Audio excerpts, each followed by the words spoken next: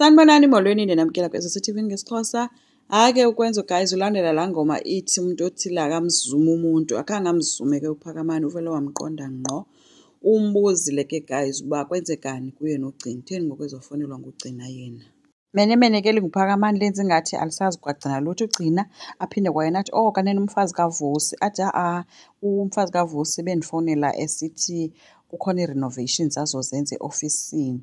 Abese sithi ke ukwenza nosoze ugcina enze renovations e-ofisini abazali bami bengeke bayivumele loo nto leyo. Aphinde athi kwayena thethi nyani kwenzeka ntoni phakathi kwenu because ndiyivile i-call yenu and utshilo ugcina uthe ku-agent yintoni le agent enidibanisa nina nobayi-2.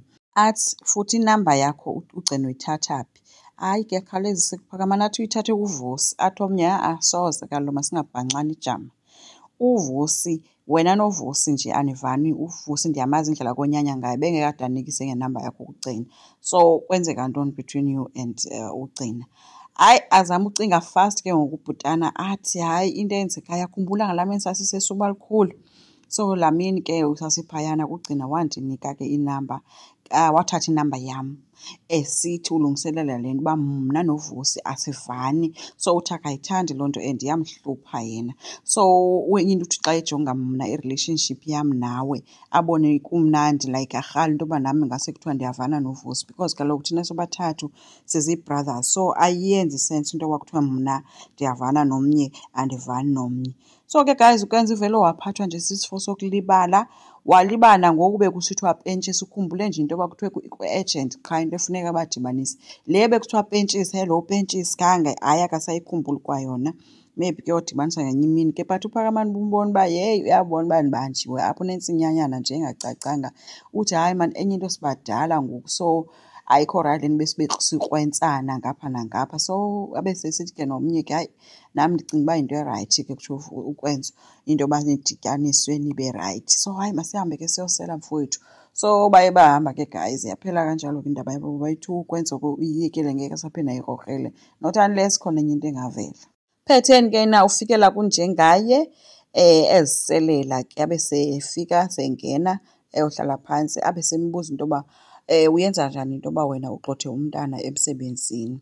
Eyi unjengaye ke adikwe ke uyasela athi awunihloniphi wena. Uyangena nje awunkqonkqozi ugqisa uzondibuza ngalo mntana. Abe sesithi komnyaka kaloku awuzukwazi into yoba sekwanele ngoku awuzukwazi into yoba uqhubeke umpanishe ngolu hlobo sompanisa ngalo unyana wakho. Yho hayi ke wabumthintile unjengaye wabe sesithi ke hayi ngonyanam esithi nje he's not my son.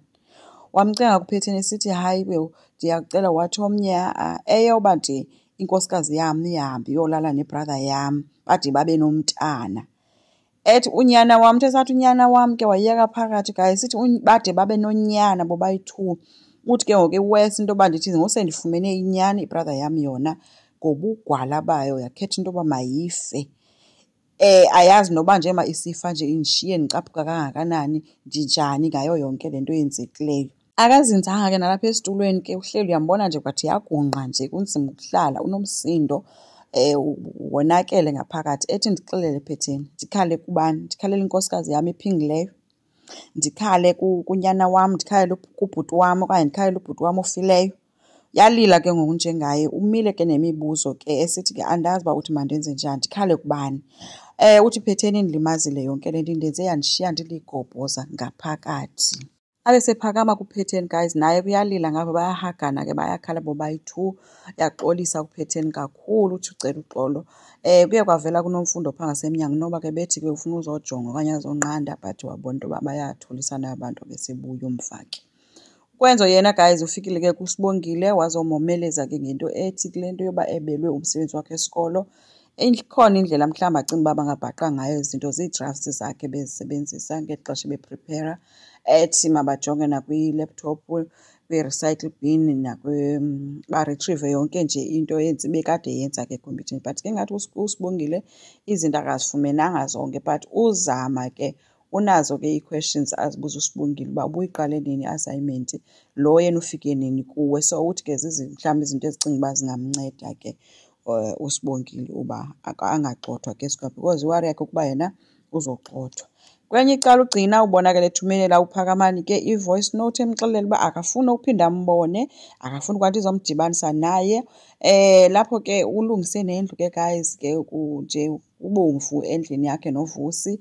Naye nezinto azinxibileyo-ke zizinto ezizakwenza uba uVusi arhale-ke enze uba asuke kule ngqondo yoba emcingela kwizinto ezininzi. Nyhani kuVusi ungenile kwafika kuloo nto-ke nogcina-ke sesithi hayi ndikulungiselele nantsi i-dessert. So i-dessert ke ngumhlaba ongezantsi.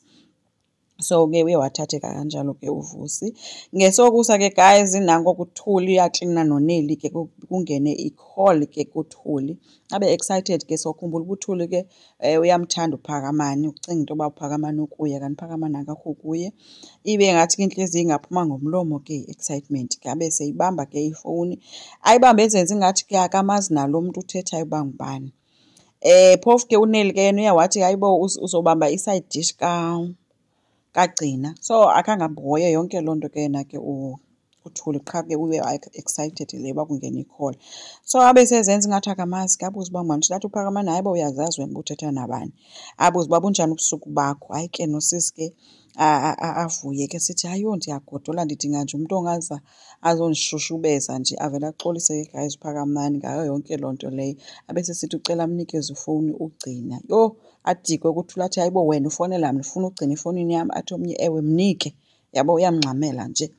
Kanti nyhani uyangena ke sanugcina uhamba noVusi. Avele ke uThuli athi okay abe senika ugcina ifowuni. Ugcina ke uyimoshe ke guys ngokubuza into yoba ngubani ondifonelayo efowunini yakho. Abe sesitsho kuThuli uba nguPhakamani. Yho kwavele kwangathi ngomhlaba ungavuleka angene kwaNeli ke guys into ejonge le akazi noma makathini.